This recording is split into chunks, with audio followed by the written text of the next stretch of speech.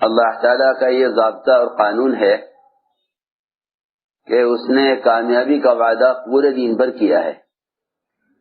اگر دین ناقص ہوگا تو اس کے نتائج، اس کے ثمرات بھی ناقص ہوں گے. لوگ ناقص دین پر چل کر مکمل کامیابی چاہتے ہیں، ناقص دین پر چل کر مکمل کامیابی چاہتے ہیں، حالانکہ وہ دنیا جس کو اللہ نے ختم کرنے کے لیے بنایا ہے اور اس پر اللہ کی طرف سے کوئی وعدہ بھی نہیں ہے. اللہ کی طرف سے کوئی وعدہ بھی نہیں ہے. اگر اسباب کی شکلوں میں، مادی شکلوں میں اللہ نے کامیابی کا ایک مرتبہ بھی وعدہ کیا ہوتا تو پوری دنیا میں بسنے والے لوگ اپنے اسباب میں ناکام نہ ہوتے، اپنے اسباب میں ناکام نہ ہوتے. یہ اس بات کی علامت ہے کہ اللہ رب العزت نے کائنات کے نقشوں پر کامیابی کا وعدہ نہیں فرمایا. تو میں عرض کر رہا کہ وہ دنیا جس پر اللہ کی طرف سے کامیابی کا وعدہ بھی نہیں اور کائنات کے نقشے اللہ کا ضابطہ بھی نہیں، جب اس دنیا کے اسباب اور شکلوں کے اختیار کرنے میں اگر ذرہ برابر فرق آ جائے تو پھر ان چیزوں سے فائدہ حاصل نہیں ہوتا. آپ نے اس گاڑی کو اس طرح نہ چلایا تو نقصان ہو جائے گا، آپ نے یہ دوا اس طرح نہ کھائی تو نقصان ہو جائے گا، آپ نے فلاں مشین اگر اس طرح استعمال نہ کی تو نقصان ہو جائے گا. تو اس سے اندازہ کرنا چاہیے کہ دین جو اللہ کا ضابطہ ہے اس میں کوئی تبدیلی نہیں ہے.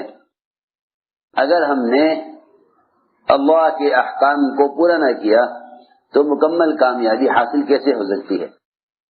وہ مادی اسباب جس پر کامیابی کا وعدہ نہیں، اگر ان کے استعمال کے طریقوں میں تبدیلی آ جائے تو اس سے کامیابی حاصل نہیں ہوتی.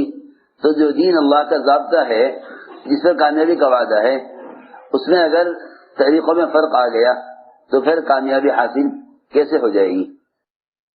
لوگ ناقص دین سے کامل کامیابی چاہتے ہیں،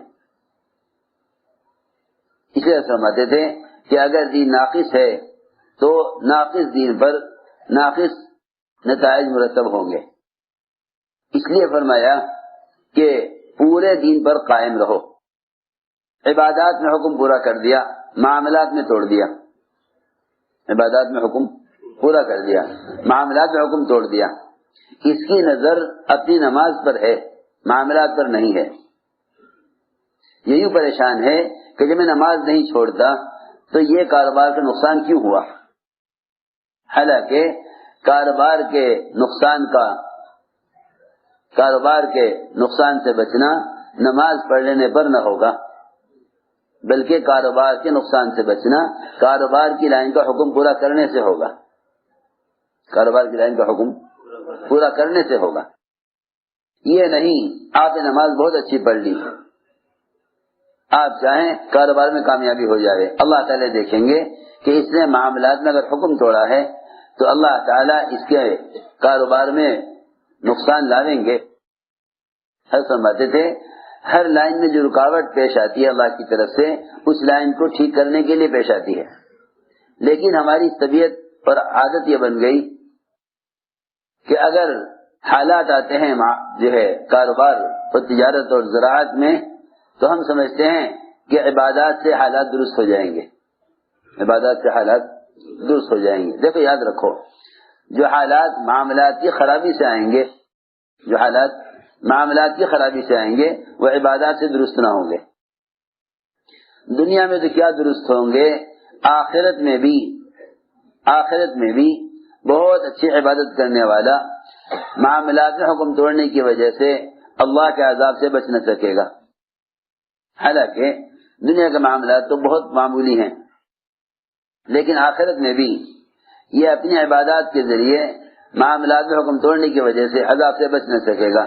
اللہ تعالی حقوق والوں کو بلائیں گے، اللہ تعالی حقوق والوں کو بلائیں گے، فرمائیں گے کہ اس کی تمام نیکیاں مقبول عبادات حق والے لے لیں، ساری عبادات حق والے اس کی لے اڑیں گے، ساری عبادات حق والے لے جائیں گے.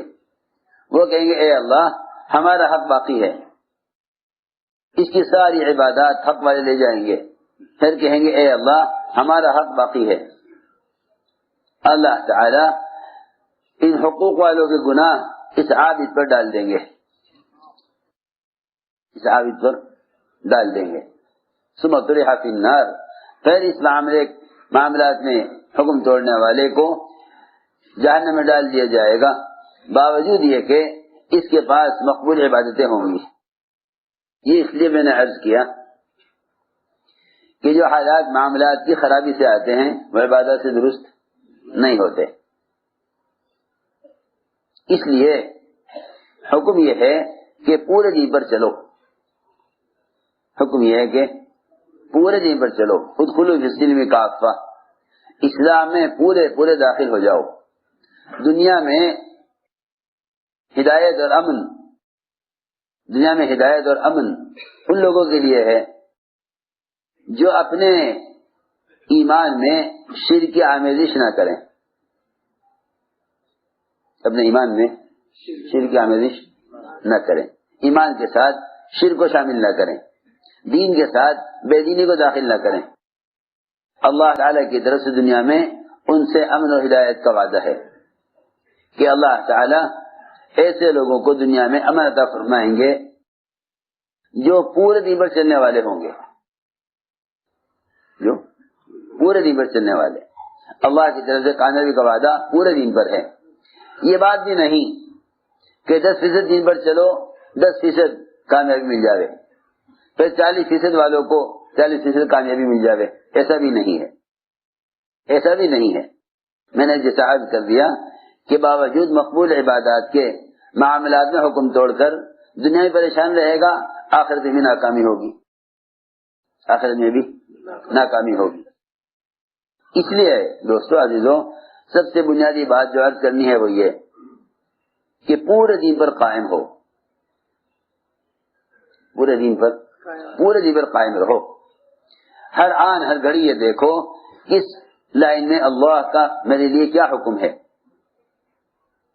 ایک وقت میں ہر شعبے کا حکم کا پورا کرنا، ایک وقت میں ہر شعبے کا حکم کا پورا کرنا، یہ دین ہے۔ دین ناقص کیوں ہوتا ہے؟ دین ناقص کیوں ہوتا ہے؟ دیکھو سنو، دین ناقص اس لیے ہوتا ہے کہ دین پر چلنے میں ہم حالات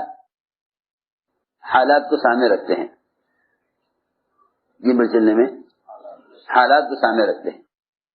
مسلمانوں میں ایک طبقہ وہ ہے جو دین پر چلنے میں قانون کو دیکھتا ہے کہ قانون کیا ہے۔ اس کا مطلب یہ ہوا کہ اس نے اللہ کے قانون کے مقابلے میں حکام کے قانون کو اصل سمجھا۔ ایک بڑا طبقہ وہ ہے مسلمانوں میں جو بہت سے احکام یہ سوچ کر چھوڑ دیتا ہے کہ قانون یہ ہے،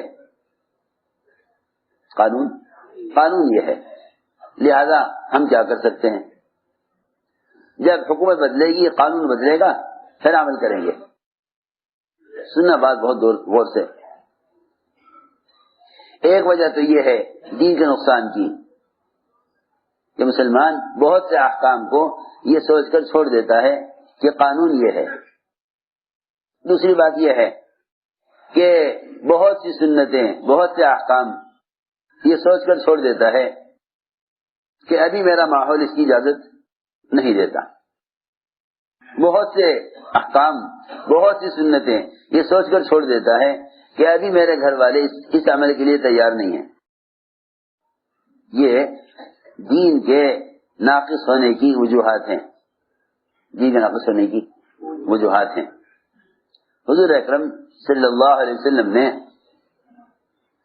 دیکھو غور سے سننا، حضور اکرم صلی اللہ علیہ وسلم نے، ہم تو اپنے گھر والوں کی خواہش کے لیے سنتوں کو یہ سمجھ کر چھوڑ دیں کہ یہ سنت ہے، فرض نہیں ہے، فرض نہیں بلکہ سنت ہے، یہ سوچ کر بہت سی سنتوں کو چھوڑ دیں کہ اس کا کرنا فرض نہیں ہے۔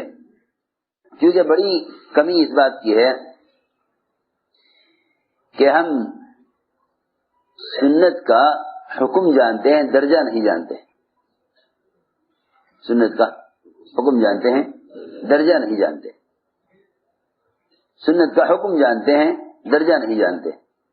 اگر سنت کا درجہ جان لیں، اگر سنت کا درجہ جان لیں تو سنتوں کو چھوڑنے کی اس طرح ہمت نہ ہو جس طرح فرائض کو چھوڑنے کی مسلمان ہمت نہیں کر سکتا. اسے فرائض کو چھوڑنے کی ہمت نہیں کر سکتا، اس طرح سنت کو چھوڑنے کی بھی ہمت نہ کرے. اگر ہمیں سنت کا درجہ معلوم ہو جائے، اگر ہمیں سنت کا درجہ معلوم ہو جائے، بہت سی سنتیں اپنے گھر والوں کی چاہت کی وجہ سے چھوڑ دیتے ہیں، تو ایک رکاوٹ آئے گی اس لائن سے، گھر والے نہیں چاہتے کہ میں اس سنت پر عمل کروں. یہ بہت سے احکام چھوڑے گا اپنے متعلقین کی وجہ سے، بہت سے احکام چھوڑ دے گا قانون کی وجہ سے. میں اس ساری بات کا خلاصہ یہ ہے میری کہ مسلمانوں کو اجتماعی طور پر، ملکی سطح پر یا انفرادی طور پر یا اپنے سماج اور شخصی زندگی کے طور پر دین میں چلنے میں جو رکاوٹیں ہیں، دین میں چلنے میں جو رکاوٹیں ہیں، یہ رکاوٹیں کیسے دور ہوں؟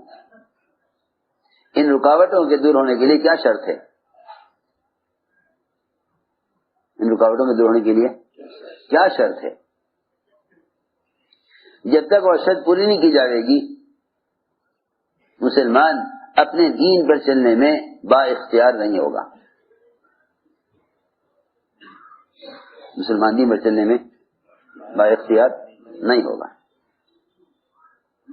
اور اگر اس انتظار میں ہو کہ ہمیں اختیارات مل جائیں گے تو پھر ہم خود بھی دین پر چلیں گے اور قانون کو بھی بدل دیں گے، تو یہ بھی ایسا خواب ہے جو کبھی پورا ہونے والا نہیں ہے. یہ بھی ہے لوگوں کے ذہنوں میں کہ ہم انتظار کر رہے ہیں کہ ہمیں اختیارات حاصل ہو جائیں گے تو پھر ہم اسلام کو قائم کر دیں گے. یہ شیطان کا ایسا دھوکہ ہے کہ وہ یوں کہتا ہے کہ تم مسلمانوں انتظار کرو، ایک زمانہ وہ آئے گا کہ بس سارے اختیارات تمہارے ہاتھ میں ہوں گے، تم خود ہی اپنی ذات سے دین پر چلو گے، دوسروں کو بھی دین پر قائم کر دو گے، جتنے اختیارات ملیں گے.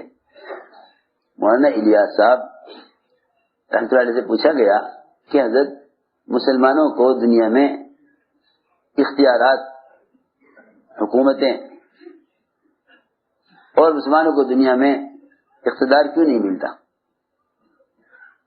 حضرت نے فرمایا یہ بات یہ ہے کہ جتنے دین پر چلنے کے لیے مسلمان کے پاس کوئی رکاوٹ نہیں ہے اور اسے دین پر چلنے میں، جتنے دین پر چلنے میں مسلمان کو کلی اختیار حاصل ہے، اگر مسلمان نے اس کو پورا نہ کیا اور اس میں سے ایک حکم بھی چھوڑ دیا اپنی خواہش اور نفس کی وجہ سے، تو اللہ تعالیٰ ان چیزوں میں مسلمان کی مدد نہیں کریں گے جسے مسلمان کی اختیار نہیں ہے، جسے مسلمان کو اختیار نہیں ہے. جن چیزوں میں سے اختیار ہے، اگر اس نے اس کو پورا نہ کیا، اس نے